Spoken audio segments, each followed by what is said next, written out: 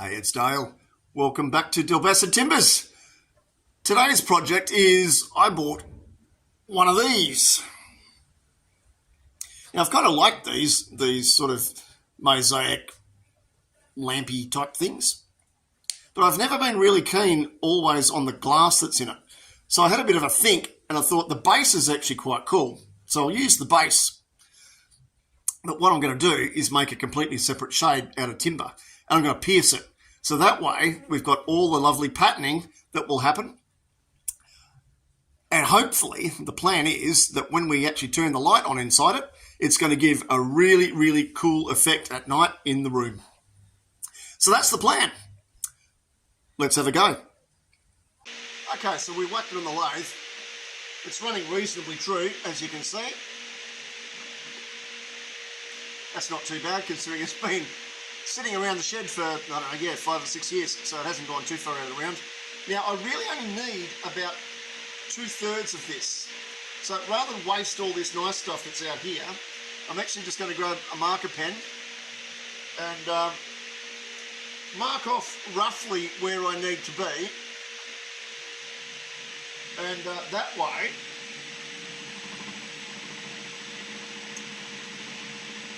I can actually use the rest of it for something else.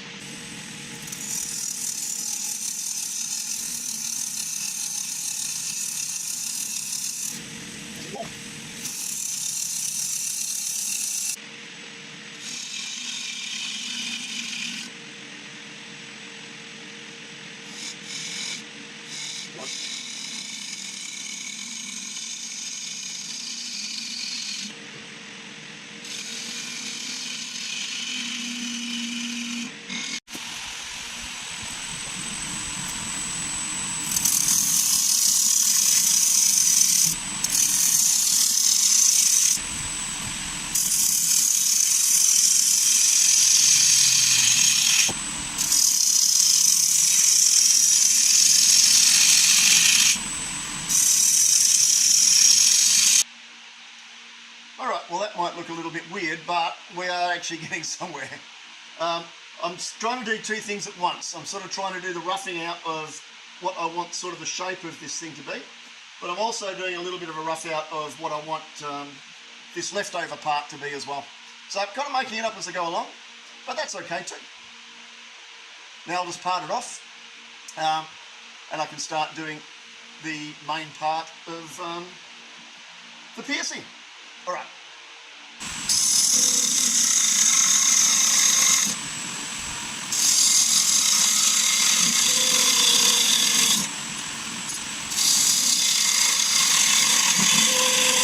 I've only got a couple of centimetres to go there, and because I can only grip things with one hand here, I'm not going to try and grab hold of this as it comes loose. See, it's already starting to flex. In fact, I can probably just break it off. Let's see. Move that out of the way.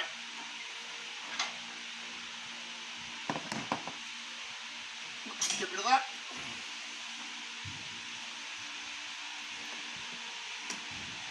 There we go. Now see, rather than having that flying all over the shed, it's just a little bit easier to do like that, so we didn't need to go too far.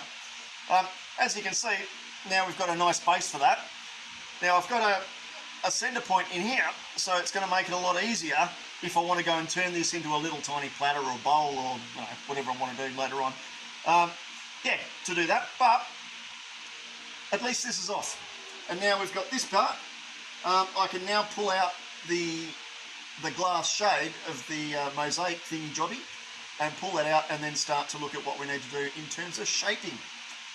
See, not actually taking too long. Yeah. So now you can sort of see what I mean. This is this nub that's been left on. So I now need to measure around here to work out how big that needs to be, because I need to be able to fit it then into the base of the lamp, and then I can start to look at the shape. I basically know the sort of depth that I've got because I measured that before. But we'll just pull out the globe now, the glass bit, and have a little bit of a look to see how happy we are with the existing shape and what we need to do. Right. Okay, so we've got the the glass shady jobby. Now, looking here down the line, I can see we're pretty much exactly spot on in terms of the depth, which is great, because that's really important for where the bulb has got to go inside. I'm not really worried about heat because it's only going to be a little 12-watt bulb that goes inside it, so that's really nothing, so that's nothing to worry about. Now, as you can see, this is a lot more rounded than what we've got here, but that isn't so much of a drama because I've got a lot of fat here, so I can actually turn that off. The one thing that we've got to be really careful now is about where all these holes go, because that outside hole and that inside hole is going to be really, really important. So what I've got to do now is basically measure them and then work out how we're going to do the inside and the outside. The inside isn't going to be as much of a worry so long as I can get the globe up and inside it with the little housing thing that goes with it. That's not an issue, so we can do that pretty much straightforward. The issue will be that the outside has to sit nicely within the frame. So that's going to be the next thing we do. We've got to pull out the measuring devices and measure and mark things up. Good. Luckily, I think just looking at that, they're pretty much the same on the top and the bottom. But I will check, because that could be the famous last frickin' words and would be just typical, wouldn't it? Yep, alright, we'll make sure we do that, top and bottom.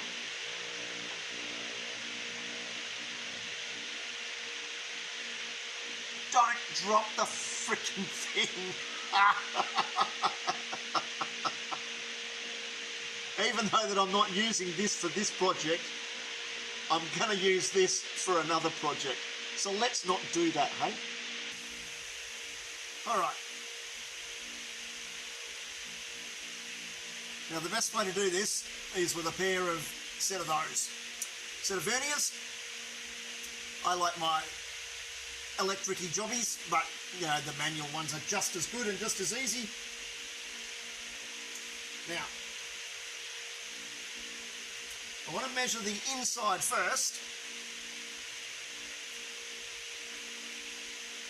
Let's use the proper end, hey? Far more sensor bubble.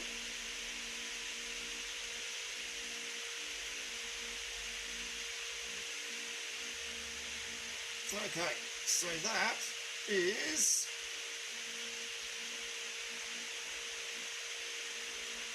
63 millimetrics.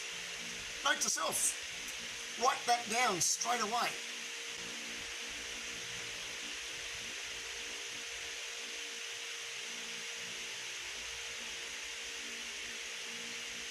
And if you write that down in the original box that it came from, particularly if you're going to put it back in there, then you know what all the dimensions are for the next time that you're going to use it. These things tend to be pretty standard across the board as well, so yeah, you can pretty much keep those dimensions then, which is very useful. So we'll do the outside as well.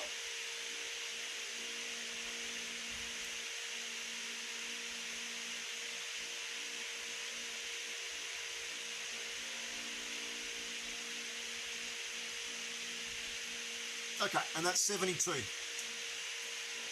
So, because I've got a memory like a sieve, we'll write that one down as well.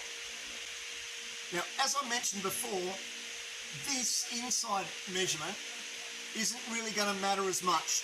So I can actually keep that a little bit thicker. I probably will anyway, and I'm going to keep it a little tiny bit deeper inside as well, just so that we've got a little bit more stability when we mount it back on the chuck.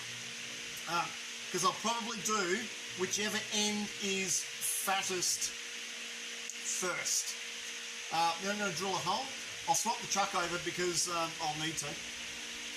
But out of pure curiosity, let's spin him over and check the other side. Because I have a funny feeling that it's not going to be the same. And it's not.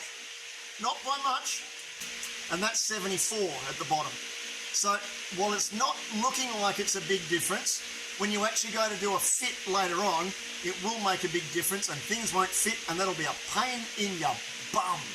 let's just check the inside out of pure curiosity. No, let's write the frickin' thing down. Right. Up there for thinking, down there for dancing.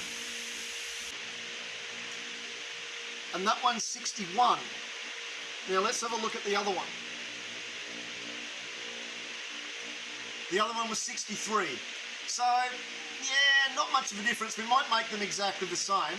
So I'll probably actually make them 60 because that'll mean it's a little bit narrower. But I will just hang on to this for accuracy so that I know.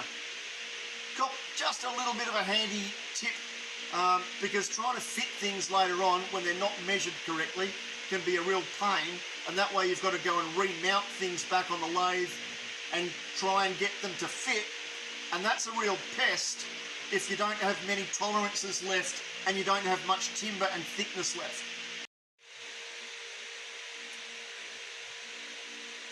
So now we've got all that measured up, I just decided on the inside I'm actually going to measure them at 55 mil. Now, if you're going to do this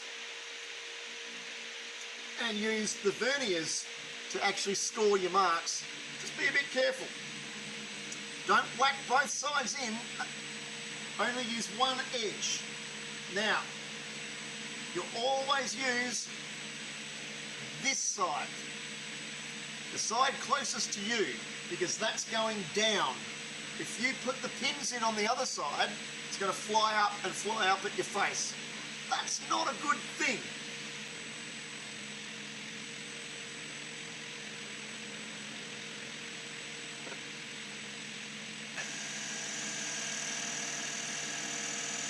There we go. Take a little tiny wider edge again, see? So now I know that this section in here is what needs to stay there. Now once I've done this, I'll also do all the hollowing out first of all of this, and then I'll spin it around. This will then become the bit that goes onto the chuck eventually, and then we'll spin around and we'll do the same process on the other end, and we'll just replicate it. Happy days.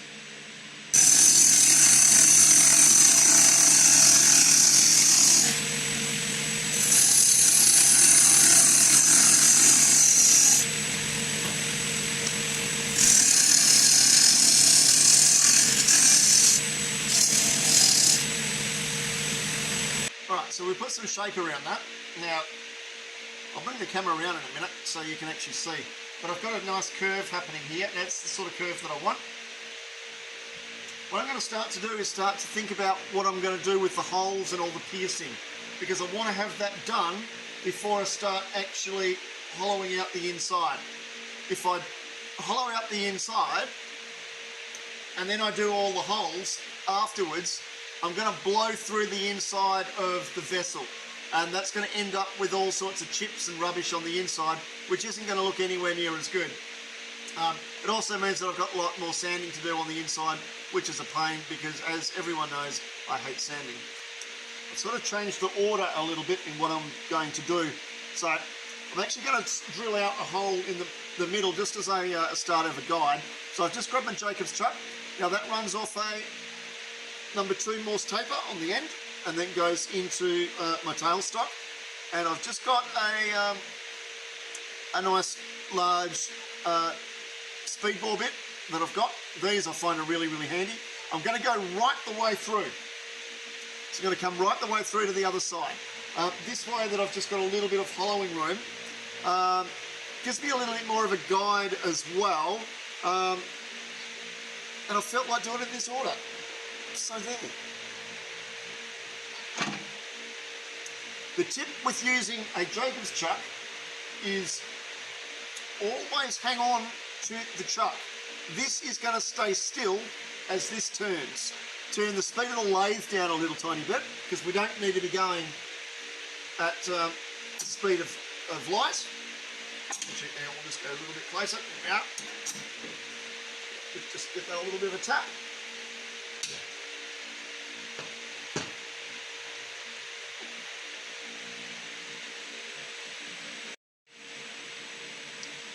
So I've just grabbed my favourite marking implement. Well, it's not, it's just a pencil. And we'll just start to mark a little bit where we want this to be. Now I'm going to try and have things a little tiny bit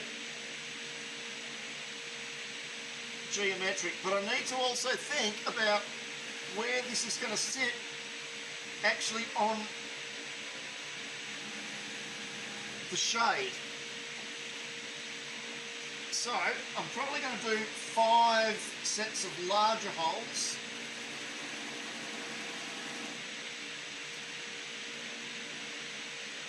And then I'm going to do random stuff around that. Well, it won't be random. It'll be a little bit like what I do with my holy rim bowls, where it really looks random, but it's actually quite geometric when you really look at it closely. So now that we're sort of marked out, I know where it's going to be, so now I can pull the drill out, and the tedious bit of drilling out all these freaking holes will commence. There's going to be probably a good couple of hundred of it on this, but we'll see how we go. So without completely boring you, I've started a little bit to map out where I'm going with the holes. As you can see, we do have a little bit of a pattern going on. These are just the big holes. I don't want to get it too much with the big holes, only because become a little bit concerned about the integrity of the thing when I actually start to hollow it out. If it's not looking okay, I might actually decide, yeah, I might do it anyway, to offset these holes a little tiny bit more and make it a little bit more geometric. Decisions. We'll see. But we're 48 holes in at the moment, so there we go. All right, we'll keep going. Sort of getting over this a little tiny bit. Should have actually put a little bit of footage up, I suppose. We're about 200 odd holes. I think we're about 220 holes in at the moment. I'm going to make some finer holes just to give some pinpricks, which will just give a little bit more definition. I found a little bit of that as I'm going. But yeah, it's pretty tedious. But yeah, as you can see, there is a little bit of a pattern to what I'm doing. Once the holes are in, I'm going to sand the outside, because it'll be easier to do, especially around this end where I've got to put this all into the chunk. Might actually take this out a little tiny bit so I've got some definition about what I'm dealing with at this end. Yeah. Holy moly.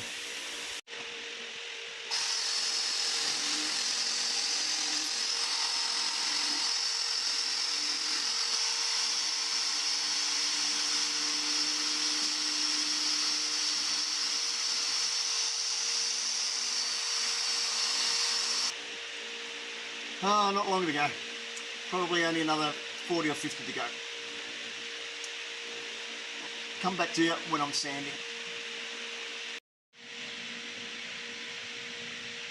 So I've been fiddling a little bit more and decided I wanted to put some more holes in because I think it would have looked better. So this is how far we've got. So give that a turny. Oh, sorry about that. Now that's sanded up to 240 grit. Probably will sand a little bit more afterwards, but I think I'll take the hole out of the core and start a little bit of hollowing first. So far so good, I'm quite pleased about that. We're actually making some progress. Alright, so to do the hollowing, I like to use one of these. So this is a round nose scraper that I've profiled. And as you can see, it's not exactly roundy. Let me put it near my shirt there like that. There we go. So that allows me to actually get in nice and tight here, but it also allows me to get right in around the corner so I can actually get right up into here, or over here if you're looking at it that way. That way it's going to be nice and even on the inside, and hopefully we'll have some nice even light flow that will come out. Alright, well I'll go quickly give this a bit of a sharpen because that needs a, yep it does, that's got no burr on it. So we'll give that a bit of a sharpen and we'll start the hollowing process.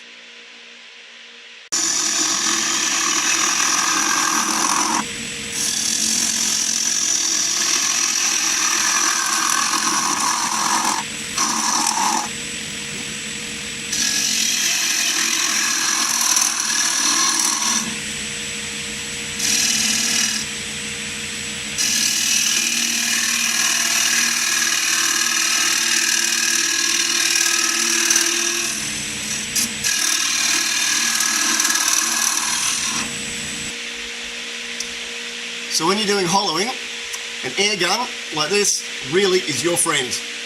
But put your bucket down when you do it, otherwise it's just going to blow straight in your face. That sucks.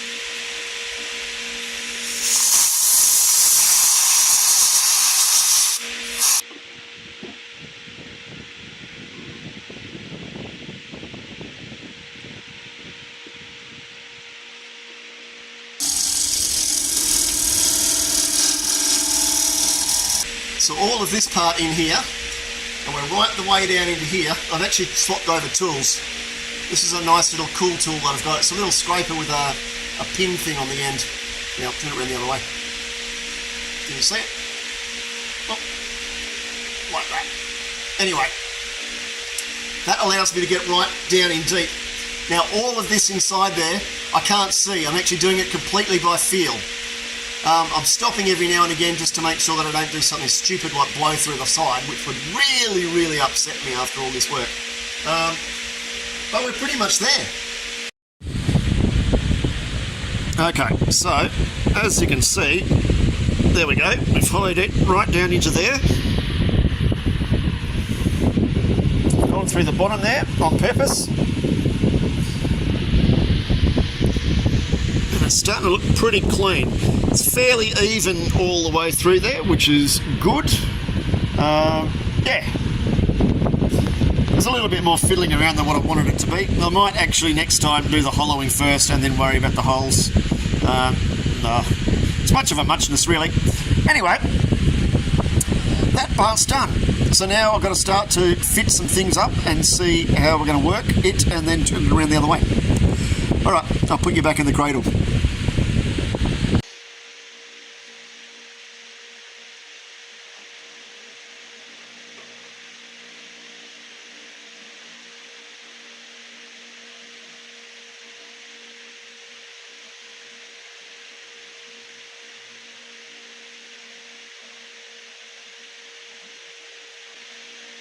If you've got half a hand and you've got no thumb and you've got no opposable grip, which thumbs give you, bloody Ziploc bags are a pain in the ass.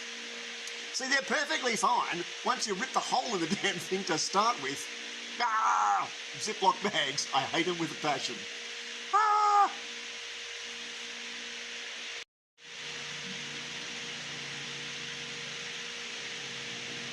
So I thought we'd better test this damn thing, hey? So, one side in,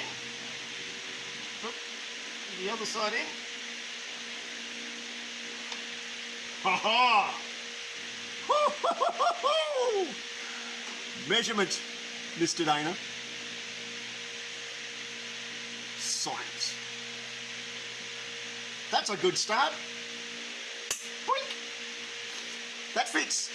Ha ha! That's one end finished. Now we're just going to turn it around and do the other end.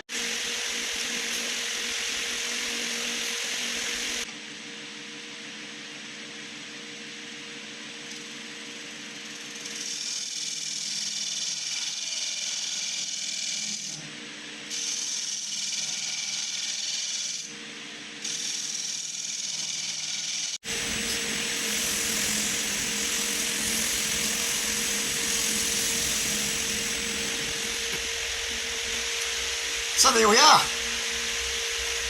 Have a look at that. That's just got a finish on there now. I'm using custom grip step 2 by Scotty.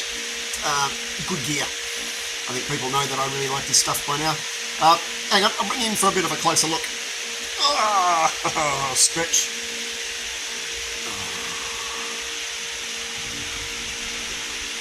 Hang on, I'll try and turn that by hand.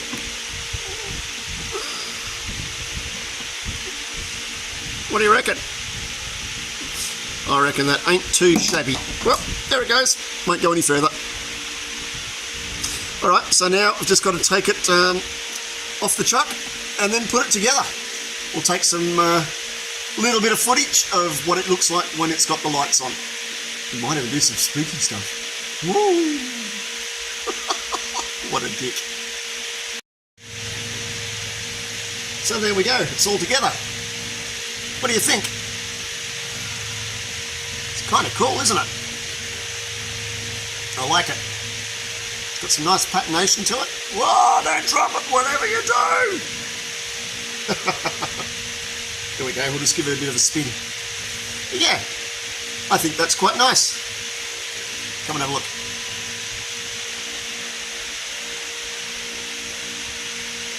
I'm quite happy with that. So we'll take a few stills and might turn the lights on, or turn the shed lights off and turn this on. See what it looks like. Well, what do you reckon? I think that's pretty damn cool. I'm really, really happy with that. The actual reflections that's going on in the shed is really cool. Next time.